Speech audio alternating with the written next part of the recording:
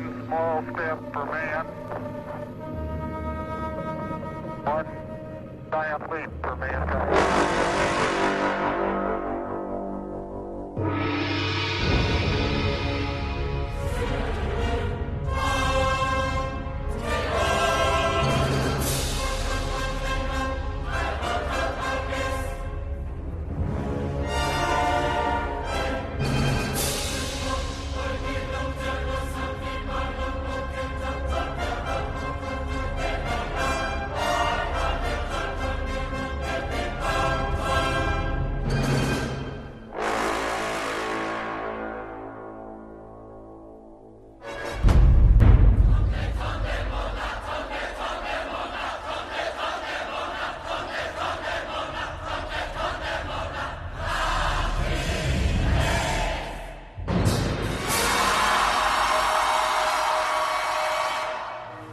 An unidentified flying object.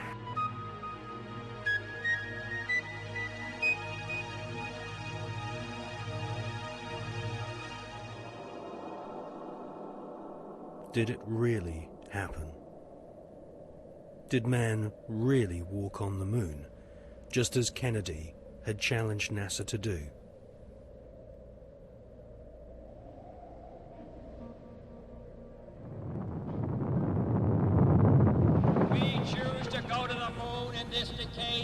Other things, not because they are easy, but because they are hard. The photos of Apollo 11 moon landing have been criticized as being too perfect and looking like they've been photographed inside a TV studio with spotlights. Bill Casing is an ex-Rocketdyne engineer who points out that there should be a blast crater underneath the lunar module, but there isn't. Award-winning filmmaker and photographer David Percy has written a book called Dark Moon, which shows that the famous Apollo 11 photographs were all shot using multiple light sources, something which can't happen if the astronauts were really on the moon.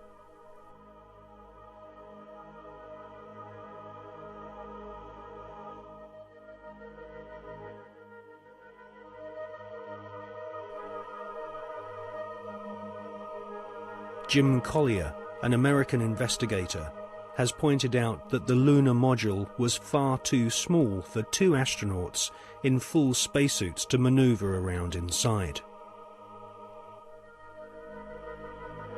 Jim Collier also believes that some of the footage showing the lunar module blasting off from the moon's surface has been filmed using a rotating model, just like the special effects techniques Hollywood blockbusters use today.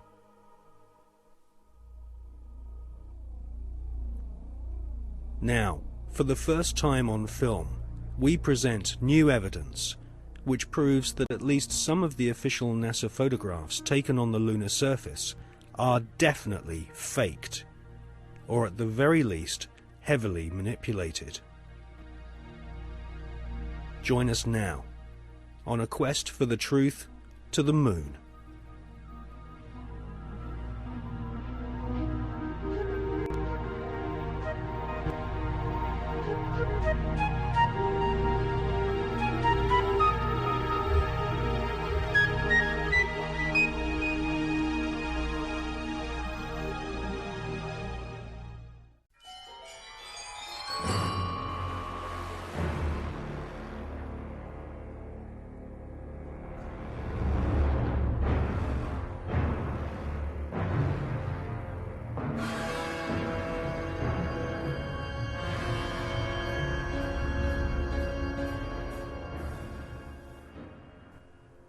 In this film, we shall not only prove beyond all reasonable doubt that many of the official NASA images of lunar exploration are fake, but we shall also examine the motives for the biggest lie put before the world. Why did NASA repeatedly fake lunar images and photographs?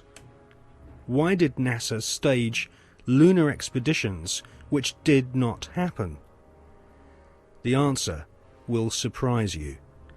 It can be summarized in just two words: money and UFOs.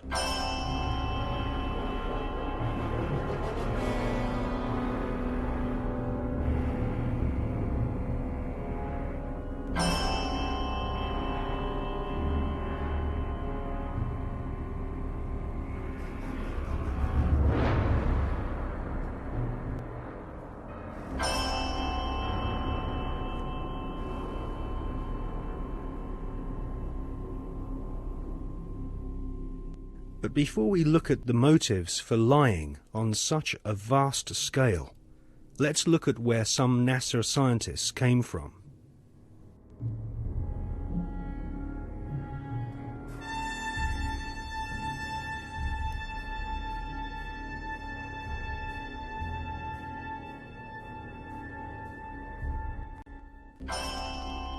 Peenemünde, Nazi Germany.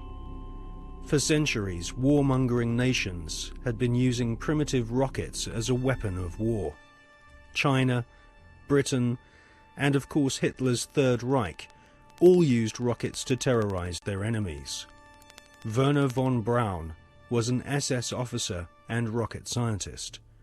His team at Peenemünde designed the first cruise missile, the V1 Doodlebug.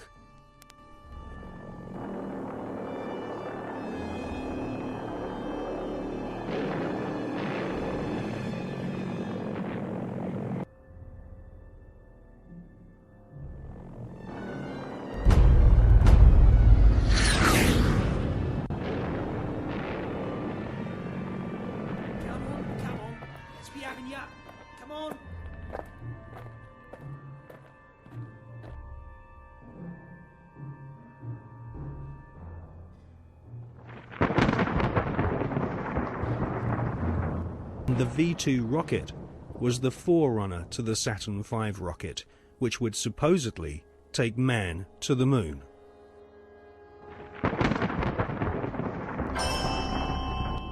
At the end of World War II, the American government were desperate to get hold of the Nazi rocket weapons, which had wrought havoc on the innocent people of Britain. The American government launched Project Paperclip, which secretly changed the war criminal files on Werner von Braun and his colleagues. Files which described these SS officers as an ardent Nazi were changed to read not an ardent Nazi. Werner von Braun, his team, and the rocket factory at Peenemünde, which had terrorized Western Europe, was transported to the USA, lock, stock, and barrel.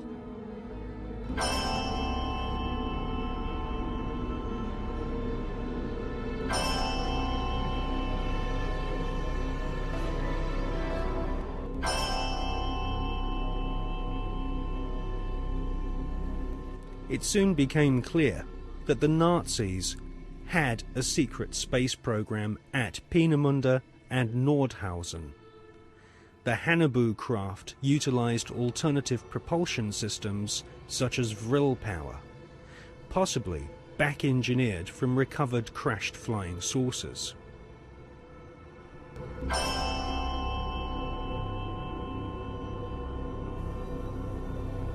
Prescott Bush was the grandfather of today's George W. Bush.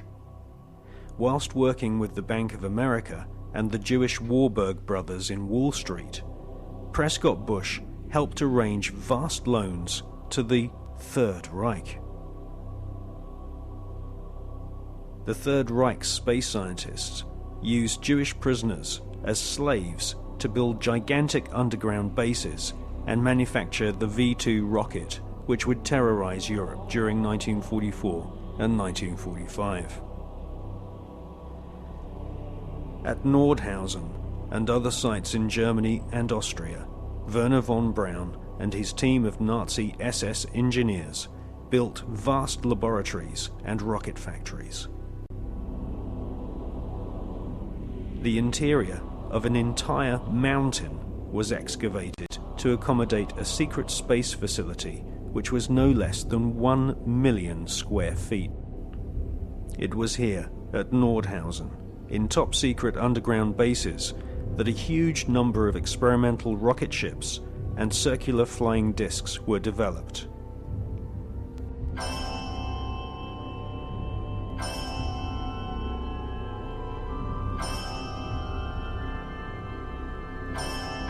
The prototype V7 craft was powered by engines manufactured by BMW. The V7 used 12 BMW 028 engines, which were powered with helium. radical fuselage shapes were developed, which would later lead to the emergence of stealth aircraft and the cruise missile.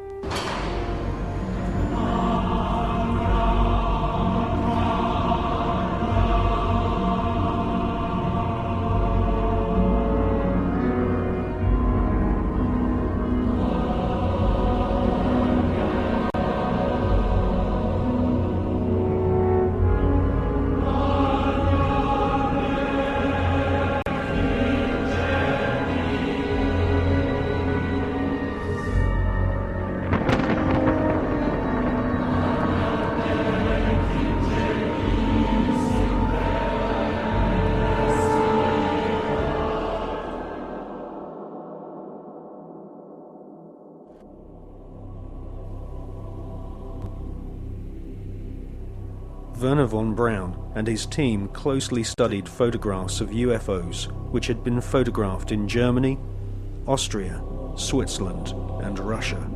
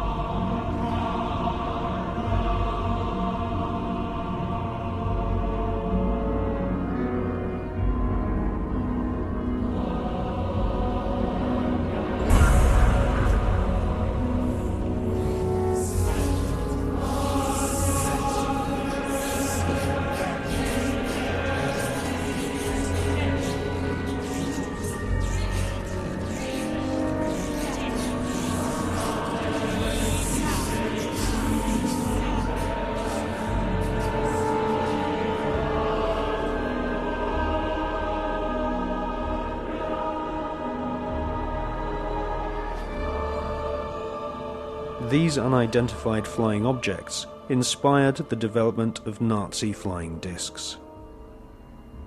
After World War II, the underground base at Nordhausen was rebuilt in the Mojave Desert, a place we now know as Area 51. A tremendous sighting took place, and I'm just completely baffled right now. So is Mr. Anthony Hilder. Example of one of the many objects seen regularly in Las Vegas. Very bright object, just basically hovering over Las Vegas, 5:30 p.m.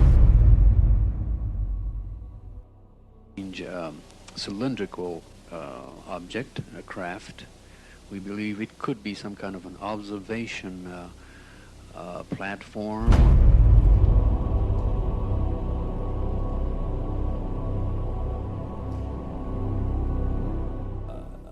The volume of evidence is that